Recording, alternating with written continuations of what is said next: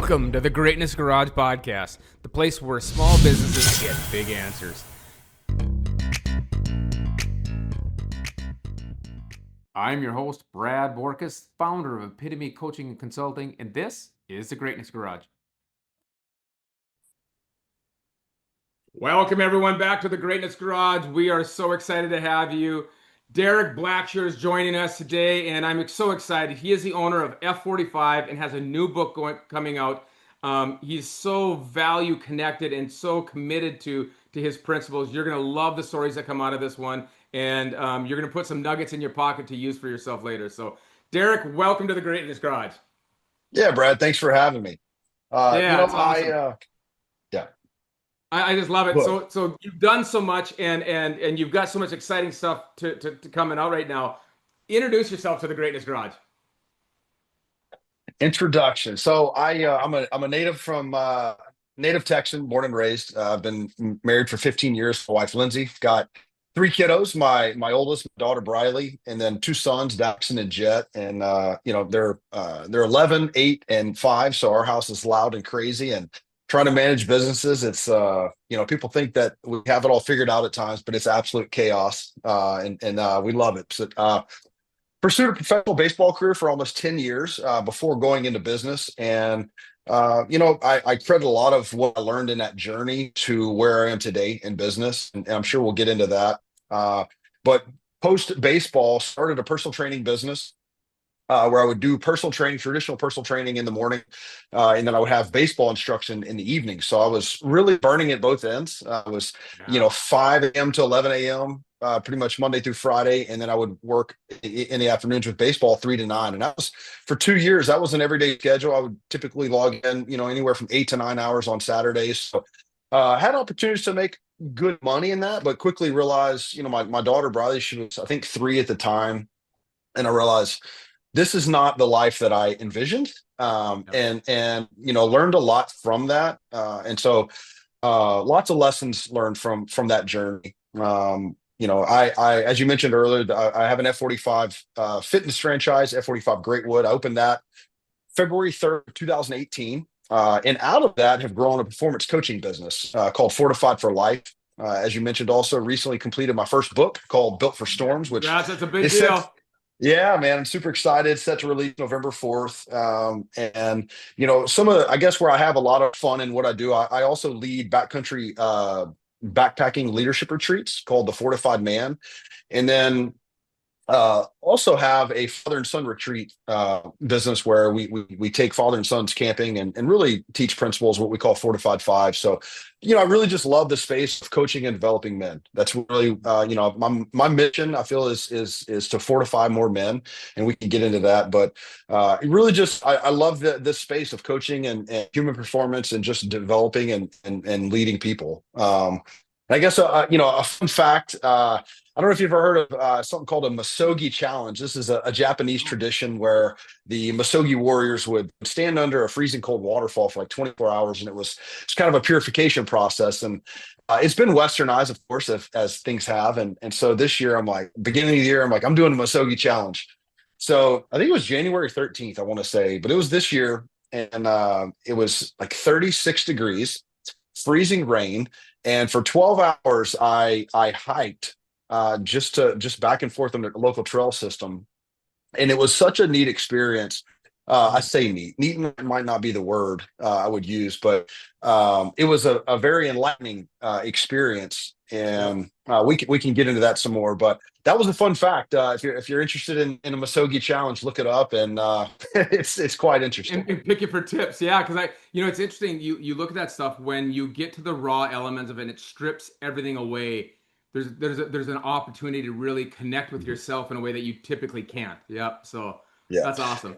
So you were Yeah. The saying cool thing you with were saying the the 4th, right? The 4th of November is the yep, date. November Yep. 4th. So everybody mark it on your calendar. It's 4th of November. Yep. The Built for Storms is coming out. So check it out. Yep. So It'll be available on Amazon, and it's hard copy or ebook as well.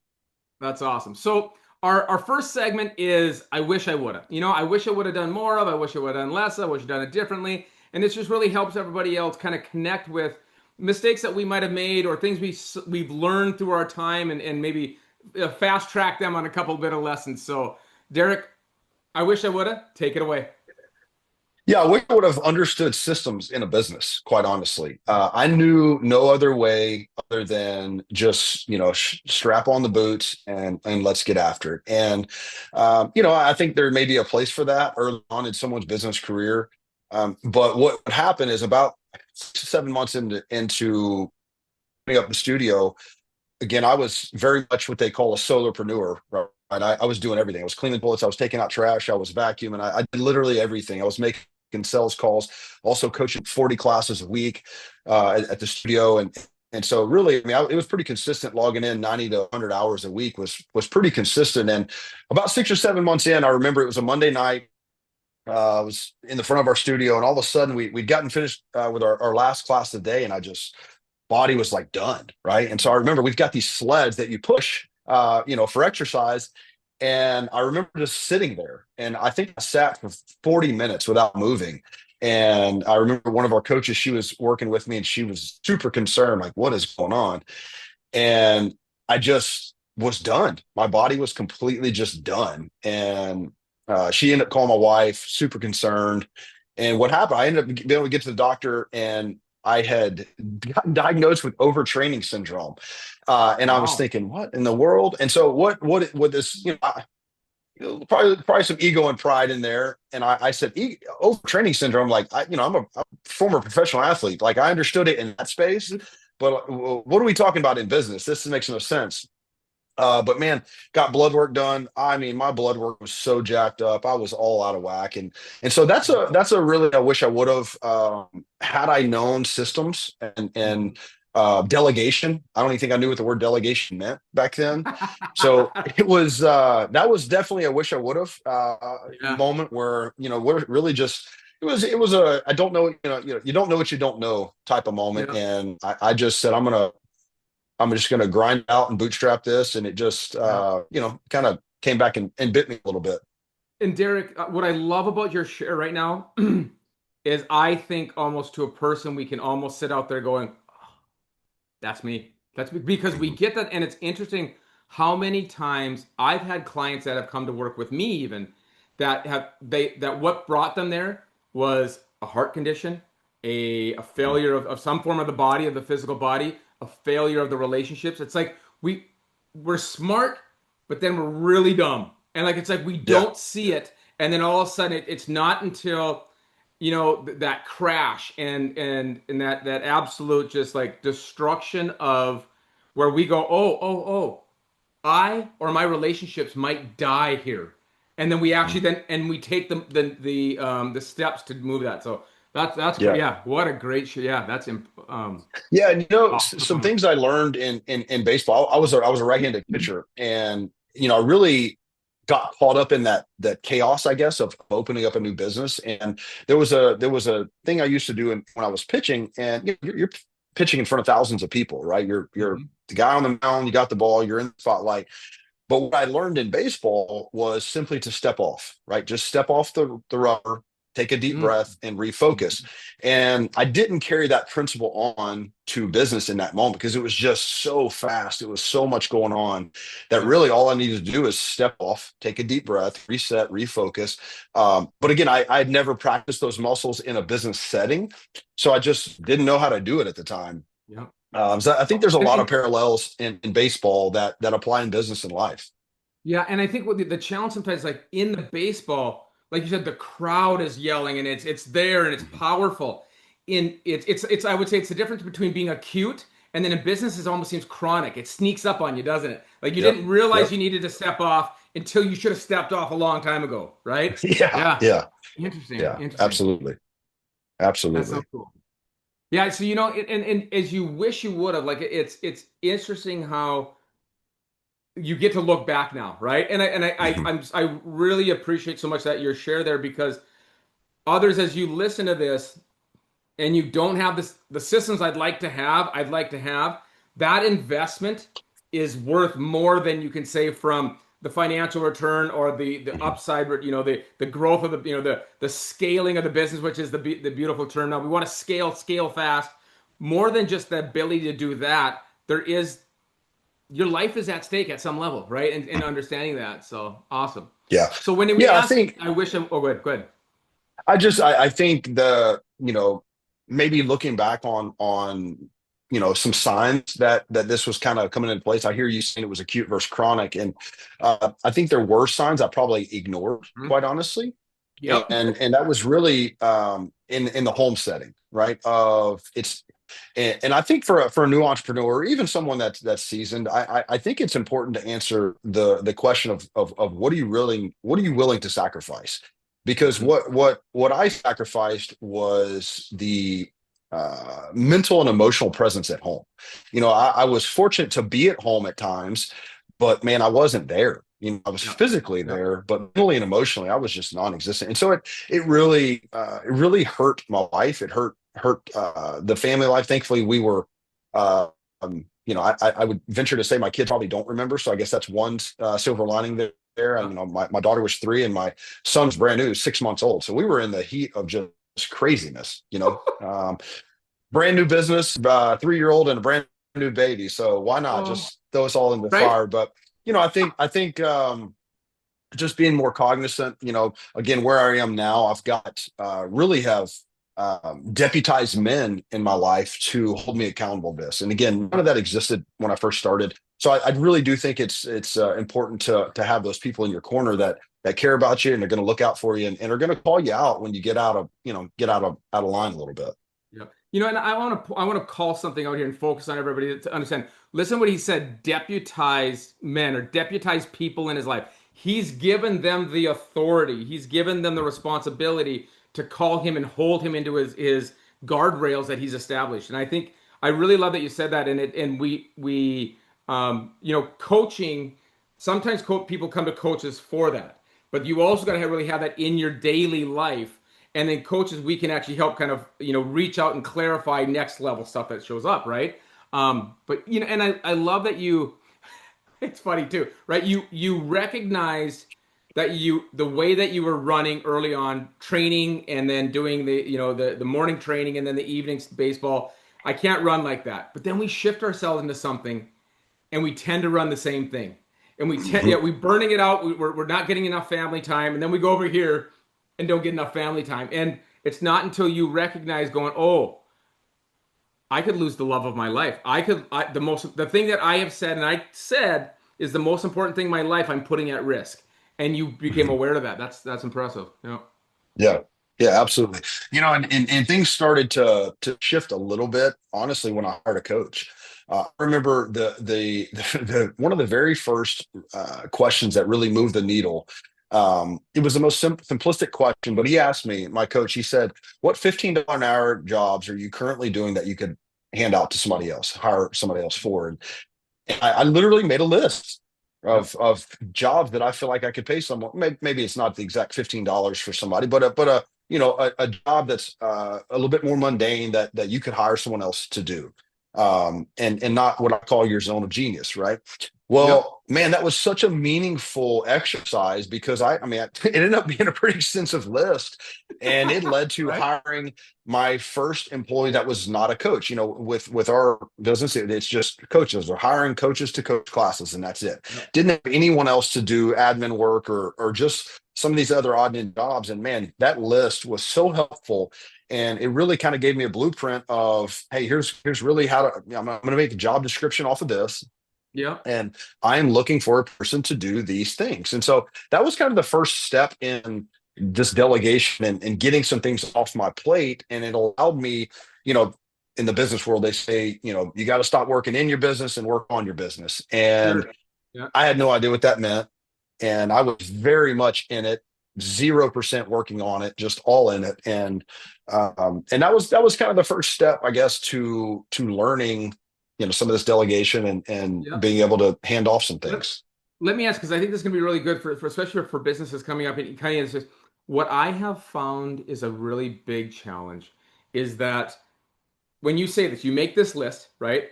And you say, this is the amount of hours that I'm putting in that I could have a 10, 15, $20 an hour person. I could have somebody else do.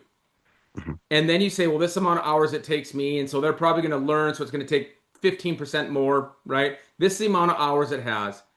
and then you put the math to it of here's what it costs per hour. How did you go through the process of saying, okay, this is going to cost me an extra $5,000, $10,000 a month. I've got to make that up somewhere else. How did you go through the process and how did you do it to offset that investment or that expense so that it became a good thing, not just for your mental health, but for your business as well? Yeah, so I think that's two things there. What I hear you say, I think of one, I think it goes back to values. I value my family more than I value my time. And so what the first thing, it gave me a little bit more time with family, and I got some time back. So that was a huge thing that quite honestly, I don't know if you can put a cost on that. That makes Um, the I, worth it, right? Yep, gotcha. Yep, yeah, yep. it absolutely makes it worth it. But then also what I realized was just from on the business side is, you know, for us, selling memberships is a key cog in the wheel. Yep. And what I realized is, with me being in the way of that and not being able to really give it the attention it needed, is that leads were slipping through the cracks. Things were, our standards would sometimes slip because it was me trying to do all of it. And Mhm. I couldn't do every aspect at 100%. So Yep. I guess I was marginally doing a lot of things versus being able to focus on the most important levers in the business. And that's what I started focusing on. And so then it just grew. I had better focus on what I needed to do. I had, a person in place to focus on the things that they needed to do. And we had clarity on what our roles were, and it grew from there. And so I think that was a really key component in, when you just sit down and do the math, it makes no sense. I mean, I knew, okay, I need you to Yep. sell X amount of memberships to cover your wages. And it was just a no brainer at the end. But man, there's such a, like, this fear and a hesitation because I'm like, oh my Mhm. gosh, I'm gonna, I'm gonna add this expense.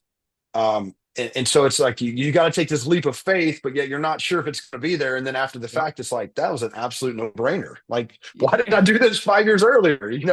Or whatever it is. Yep. So And you know what? I love one thing I want everybody to really listen to it as he went through this process. It's really good. And there's a saying that says this: you cannot improve any system in which you are one of the main cogs. mm, Because you, like you said, you can't review out yourself that you're in, and it just you can't see it in the same way. So as you stepped out of being the only person in that sales position, you can watch somebody else sell that subscription or that membership, and you can refine the process. And by refining one process, it's interesting in the distribution business. People always said, "Oh, you got to get the big sales and the new this." Like, no, no, no. I want to fix. I want to save a penny for those things that we do 700,000 times a week.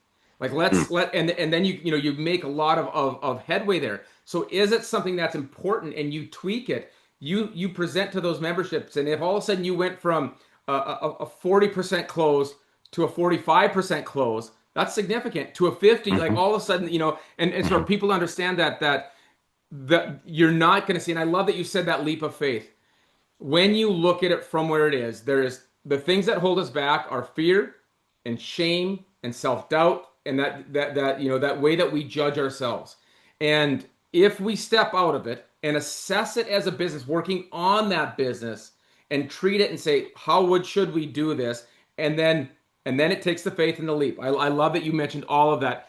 Everybody, that's a perfect game plan of what it feels like, what it looks like, and what you need to do when it comes up to that stuff. So beautiful. I appreciate Yeah. that. So Yeah, I'll awesome. say something just to kind of touch on a couple things you said was, I read, there's a great book I highly recommend called The Road Less Stupid. Great title, right? But it's by Keith Cunningham. And he talks about this when you're talking, I think you'd mentioned like the spoke, the cog, but Yep. he talks about the term concentration risk. And this really was eye-opening for me, is our business was at a concentration risk. And what he explains in the book is a concentration risk is when a business relies too much on one person, one client, Yep. one thing. Yep. And we were too much at a concentration risk because of me. And what if something happened to me, this business wasn't going to work. And Yep. that's not good for this, long-term sustaining of the business. And quite honestly, what I realized from this too is that, hey, there are people that are a little bit better at some of this aspect than I am. And so when I actually got out of the way, it grew. It was like, get out of your own way and Yep. allow people to be really good, and find the right seat to put them in. on the bus, and man, we started growing and flourishing. And that Well, was and good. that was just another eye opening thing for me. Is this ain't all you, bud. Like, Yep. let some other people partake in this, and they want to be part of the team. And what you pointed to was like a beautifully honest thing that happens. As we learn to do something, sell membership, something like that, we get to a point where we feel we're pretty good at it, right? Mhm. And unfortunately, what happens there is we are good at it, but then our ego comes in a bit and says, we're good at it. How could Yeah. anybody else be better, right? Like we've worked so hard to be good at this. How could someone be better? And you lose that perspective that there's some people that you've had to learn it. Some people were born with it. Like there's some people who can, you listen to them sell and they are just, it's just what they breathe in, breathe out, right? And so Yep. you're right. By letting people that are really good and allowing your ego to say, I'm good, but I'm looking for someone who's better, allows that to transcend. So very cool. So Yeah. awesome. So Absolutely. the next segment we have is I love this one. It's you're not going to believe this. And it is the beautiful, hilarious stories that come out from running a business. It can be anything from employees doing something or a deal that went sideways or the massive amount of experiences that we have and letting everybody else know that, hey, we're not crazy. It happens to all of us. So, Derek, you're not going to believe this. Take it away. Yeah. So really sorry. This is the process of us getting into F45. And we found a business partner that I was going to partner with, and we were looking for a space to lease and going around. And we had found a space actually next door to my current space. And um, it was a deal had fallen through kind of in the 11th hour on a space we were looking at prior to. We were pretty bummed. So we were searching and searching. And I think it's like 10:30 at night. And we go by and look at this place, and we're looking at it, and then the guy next door which again is our current space right now. He comes out and he's kind of vetting us, right, talking to us, and we ended up having about a 45-minute conversation. So we were looking at the space next door. He comes out and says, "Hey." Again, after the conversation, basically said, "Hey guys, I was not fully honest with you. I was trying to figure you guys out because I'm actually going to be out of this space in like 6 weeks. We've outgrown it. They don't want to work with us, and so we're going to be moving on." And I was like, "What? This is a corner spot. Like this is what we need." Mm-hmm. And so was in talks with the realtor, or the broker, and so anyway, we go in. He goes, "All right, I'm going to let them know on the Monday of the week of Thanksgiving. This is like 6 weeks away." I'm like, "Man, I gotta push the thing for 6 weeks." So I'm just pushing on, saying all this different stuff. We're trying to figure out, and I told him, I said, "Hey, as soon as you know whenever you're gonna get out, let me know." And so he calls me. He says he's gonna call him on Monday, and I set up a meeting for Tuesday, right, the day after. And so he calls me. I said, "Hey, he said, I called him to let him know, so I can give it like 2 hours." I call him. I said, "Hey, I just got wind that this place is going to be going now. I know we're supposed to meet tomorrow, but I want to talk about that space, not the one that I was looking at." So Yep. they're like, "Okay." So then this is probably about a week and a half, 2 week process. Well, in the meantime, we knew we wanted the space. And so the current tenant, he had given us the keys, all right, to go into the space. We didn't even have a lease agreement. We already started demo. So we were going in at night with, I mean, scrapers and masks. Like we did all this stuff. Well, this was a Friday, December 1st, I think. Um, it was the morning of, and we had already been scraping and doing demolition work for like a week. We had no lease sign, no anything. Okay. And so we go in, and it's the morning of, they come to change the locks, and we are scheduled for 2 o'clock that afternoon to go sign the lease and do it. And the property manager shows up, and I got a respirator on, and I got a big scraper, knee pads, all. So I'm like covered in dirt and dust. And he was like, "Excuse me." And so I take off my mask. His name is Dave. I said, "Hey, David, how you doing, man? It's Derek." He goes, "What are you doing in here?" I said, "So and so gave us the keys. He told us we could get started early. I figured we just kind of get a leg up on getting this demo. We're ready to get this place open." And so for 2 weeks, we were doing demolition work with no lease agreement signed, no anything. and we just started getting after it. So it was that was Way to kind of collapse the time between revenue, cash out and revenue. Nice job. right, right. So I remember going into that meeting that afternoon, and they looked at us and just shaking their head like, "What the hell are y'all thinking, man?" So it was, yeah, it was kind of looking back, and again, having no idea on anything. I mean, I negotiated this lease watching YouTube videos. For weeks at night, Very I was cool. watching YouTube videos Yep. on how to negotiate a lease. I had no zero experience. I'd never leased anything Yeah. formally. And I literally was watching YouTube videos on different interviews on how and what to look for. And it actually ended up saving us. Like we were able to minimize our personal guarantee was one thing I Nice. didn't know Yep. anything about. So there was little things that I was just gonna try and figure it out via YouTube. Well, and now, I'll let it. Here's a little trick for everybody. Now, I actually upload all of my contracts to ChatGPT. Now, I've got a private Mm, ChatGPT, but I upload all the contracts to read through them and tell me what do I not know, what am I missing, what is exposed, because it knows my business. And so, if you've got that, it's a great resource to go through a lot of language that can be very tricky and ambiguous and just it'll mhm. just list out, and it might be a bunch of stuff, but it'll point all the things where I could be exposed, and it's just great to go through them and ask the questions. Yep. So Yeah, very yeah, cool. And yeah. So it was a crazy time. right. Well, and the best would have been like, going to sign and going, yeah, I'm not sure if we wanted this place. Yeah, Oh, shoot. That's amazing. yeah.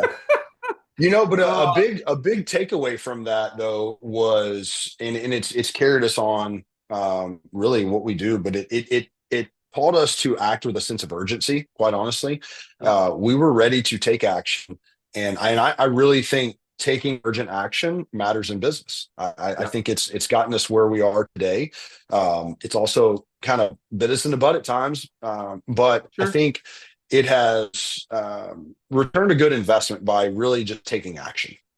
You know what? There's a great structure in that too. And one of the things where taking urgent action benefits so much is, we talked about the thing that holds us back is fear, shame. The more we think, they say there's a saying that says the most dangerous place in the world is the 6 inches between our ears. And so by taking Hmm. urgent action, you move from contemplation and rumination into action. And so it doesn't allow you to do this. Now, when you act maybe a little too fast, right? What you then have to depend on is your skill set, your ability to make it work and react. And the thing is, you're much better at that than you are sitting back and thinking for years, right? Right. So love Yeah, that I you guys think have that, and it really makes sense. I think I underplayed just I guess, the human condition of resiliency and the ability Mhm. to adjust and pivot, quite honestly, because that was one thing that I think early on, maybe before this and other endeavors, and were even in my baseball career a little bit, is it paralyzed me at first in regards to I thought everything had to be perfect at first. Like I got to Yep. have this perfect plan, the perfect structure, the perfect routine, all these things prior to, and that's just not true, right? We're resilient and we can adjust and pivot, and I think a lot of people maybe don't give themselves enough credit that you can figure some stuff out. Just take action and do it. You know. I agree. Yeah, and that's the thing too. There's a saying that says you can't worry while swinging a hammer.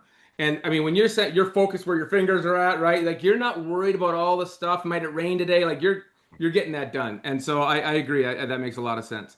So the last segment I love, and I think you're gonna.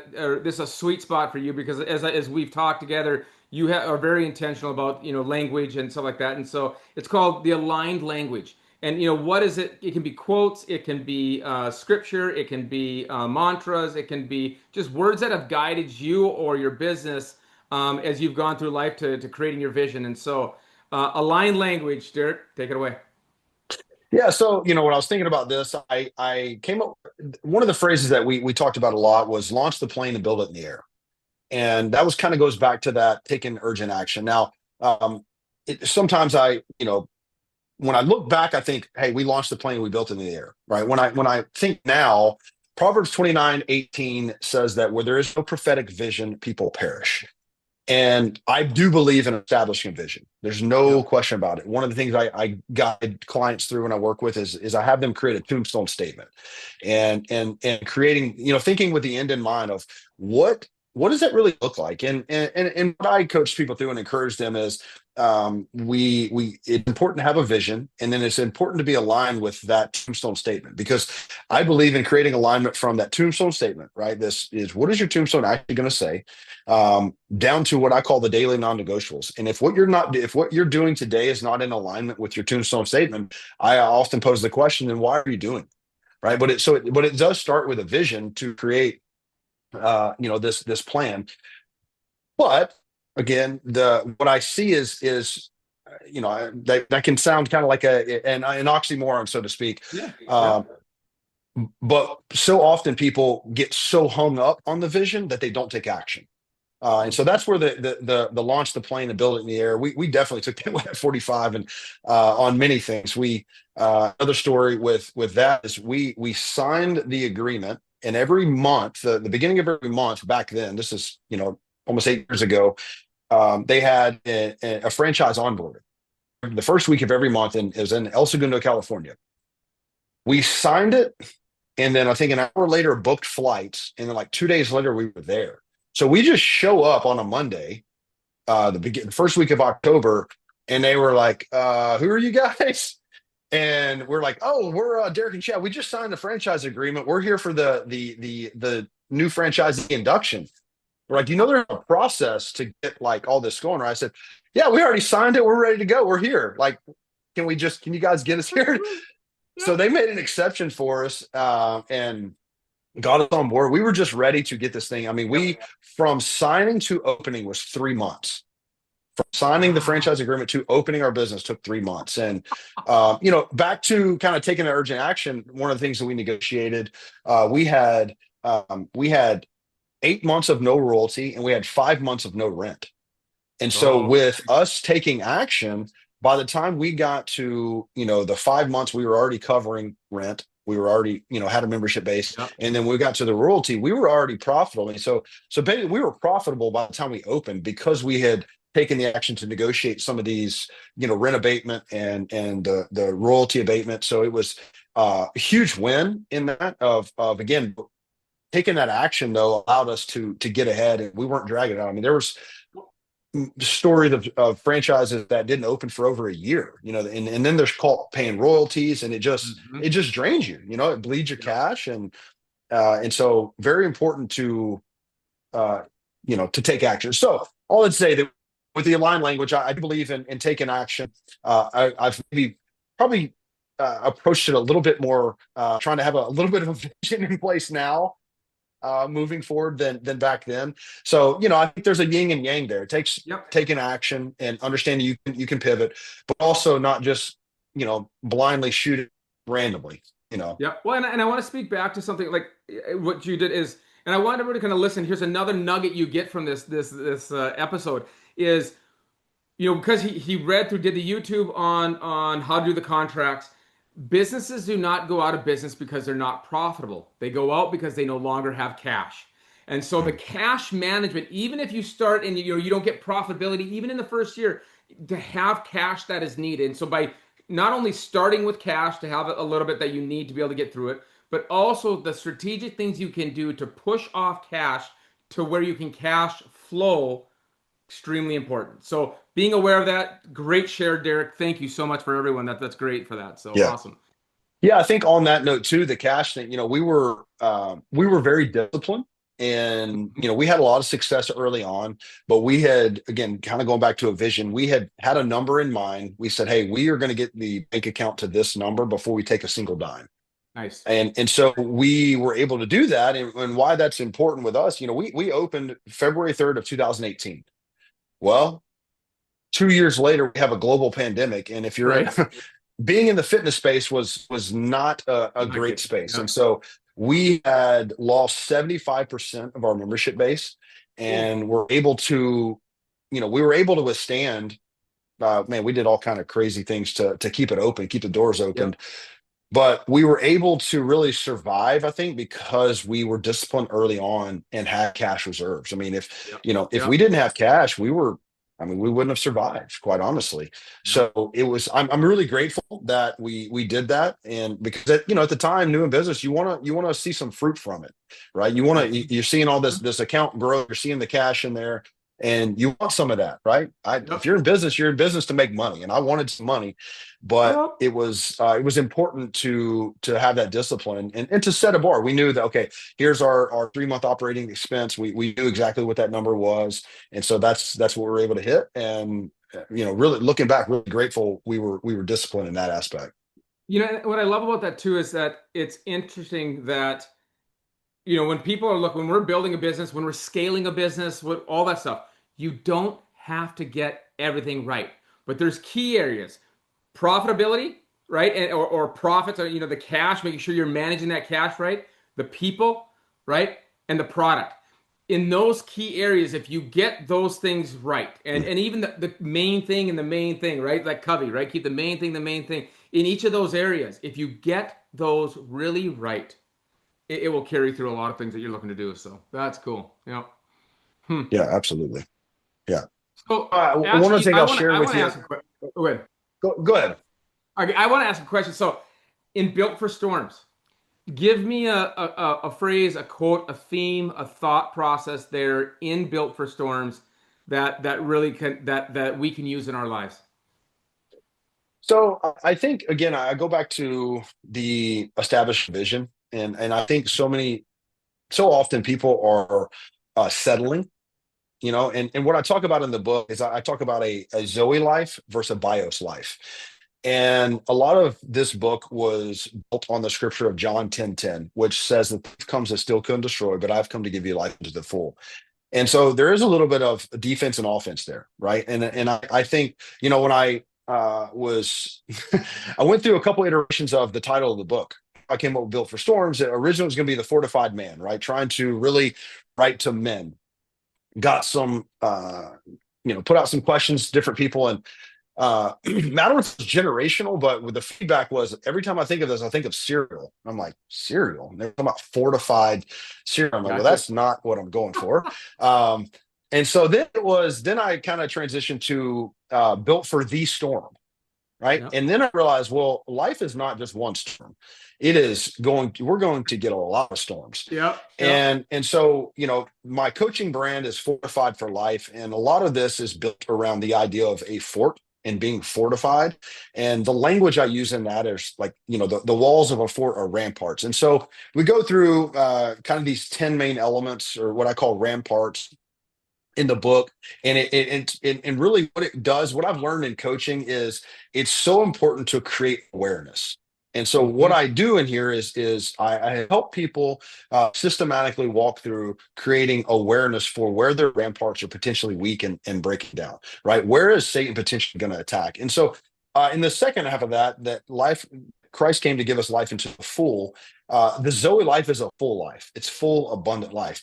But what I experience is a lot of people are living the bios life, and they're just biologically Right. existing, just this meager existence. They're settling for average, and they don't really have a vision for what does a full life really look like for me. And Yeah. that's what I encourage people in the book. I'm not saying a full life is this, right? I'm Yep. encouraging people to figure out what a full life is for them. But what I see is we live in such a fast-paced society that a lot of times people don't slow down enough to what one of the sections is fuel. And I encourage people to figure out, like, where's your fuel level? Is your tank empty? I say a phrase in there. It's really tough to pour from an empty cup. And so all of that, I encourage people to really take the time to figure out, like, this what is this life thing about for me, and really what is the plan and purpose that God has for me. And so anyway, it's very there's some biblical I reference scripture all throughout. There's some theory in there. There's also personal experiences in the book, but it's really just kind of a guide to encourage people. And I think I close it out in the introduction of, really, it's an invitation, right? I'm casting an invitation for the reader to, hey, I'm inviting you in to really figure this full life, this Zoe life out for yourself. And I'm really excited about it. My first book, but put a lot of what I do in my coaching into this, and really excited Yeah. to get it in the hands of the reader. Well, and I think I love it, and I can hear that too. And it's interesting when people are living that survival life versus that fully expressed life, right? Mhm. Um, why do you think that? Why do you think people don't live that fully expressed life? Why are they living the bios? I think oftentimes people get caught up in the hustle and bustle, Hmm. and often they think that something is going to bring them satisfaction or fulfillment. But yet, let's take money. Money's great, but it doesn't solve all problems, right? Money Yep. doesn't bring happiness. And there's a quote I actually use in the book that I think is so spot on to answer your question. It's a quote by Robin Sharma, great author. He said there are a lot of seemingly rich people that are cash rich and life poor. And so Mm, we sacrifice so much to get things or money, and we're such consumers, but yet we're not really living life. yeah. And so, again, I kind of posed this earlier on, what are you willing to sacrifice? For me personally, I'm not willing to sacrifice my family life, my relationship with friends and family, my kids, to go make a bunch of money. I want to make a bunch of money, but Yep. but I have some boundaries in place. I want to Um, do it with my family, not at the expense of. yes. Yep. Yep. Yeah, Yep. yeah. And But I actually I use the illustration of a river and a stagnant pond. And if a river didn't have boundaries, didn't have walls, it would develop into a stagnant pond. There's no flow, there's Yep. no growth. Where I really believe in setting those boundaries of, hey, I want to do this, this, and this, whatever that is. But these are the parameters in which I'm going to set. I'm not going to go outside of those. Yep. And I think so often people do. They exceed those boundaries, or they don't even have clarity of what those boundaries are. And that's what I encourage people to do in this in Built for Storms is really just figure those things out. There's my favorite tools I use in this book is it's called WLWB, and it's when life works best. And I Hmm. encourage the reader to figure out when I pose the question, these 10 ramparts. Um, when life works best for me, we'll use fitness, right? When life works best for me, I'm doing what? And really just laying out like, what is the best routine and plan for me? With fitness, it's crazy. I get asked all the time, what's the best fitness routine? And it's funny, I own an F45, and people, I think they're expecting me to say, well, F45, right? That's the best thing. And my answer is simply the one that you're going to consistently do. Yep. That's all it Yep. is. Just whatever, Yep. however you're going to consistently show up is the best plan. And so that's what I encourage the reader to do is really to slow down, push the brakes a little bit, get some self-reflection, and figure out what works best for you. That's a great, and it's interesting, and I think we can all experience that we're looking for that, right? And we get wide distracted versus narrow focused. Mhm. And I think it's interesting. Ironically, it ties in with what I teach with the values. Go through that lens of those values to find like when life works best. Do those things. They could be Mhm. 5 things, and let the other stuff fall away until it has to show up. But then I just the awareness to have that to focus to be able to be there because, like you said, the ramparts are the walls that we built that are built for the storms, and you don't just build a wall and forget it. Like you've got to continually repair that and Mhm. intentionally be building on that wall so that the next storm is prepared for that one too, right? Yep. Yeah. Oh, No, that's absolutely. awesome. We had a cool experience a few years ago. Actually, a lot of what I write about in this book got inspiration from Fort McHenry up in Baltimore. Mm-hmm. And Fort McHenry, stood the crazy battle. And what we actually got to speak about to one of the volunteers. I think he'd been there for close to 15, 20 years, and was just asking questions. And I remember asking, hey, how was this fort able to withstand? And one of his answers was the importance of the routine checks of the walls. And so within their kind of system, I don't remember what he said as far as the rotation, but soldiers were going and looking. at the walls. They were going to look at the ramparts for different cracks and, hey, where's this potentially going to, because this is our barrier. This is going to protect Yep. us if they get here. And so they were constantly on watch for, hey, where are the cracks in the mortar? Where are this susceptible to Yep. potentially breaking down. And I mean, I just thought that was so important because it takes, even in business, I do an annual roadmap every year, which I talk about in the book a little bit. But this is a few years ago, one of the things I remember my answers, it was the question was, what are the top 2 to 3 lessons learned in the previous year? I think this was like 21. And my answer was building a consistent team culture takes constant reminding. And Mhm. what I thought early on in my business career was that, hey, I'm going to set values. I mean, we've got our Forget it. values on the wall. I'm going to set it on there, and we're going to just do it. But what I learned is that is far from the truth. You have to reinforce your values over and over and over and over and over to where they're front of mind.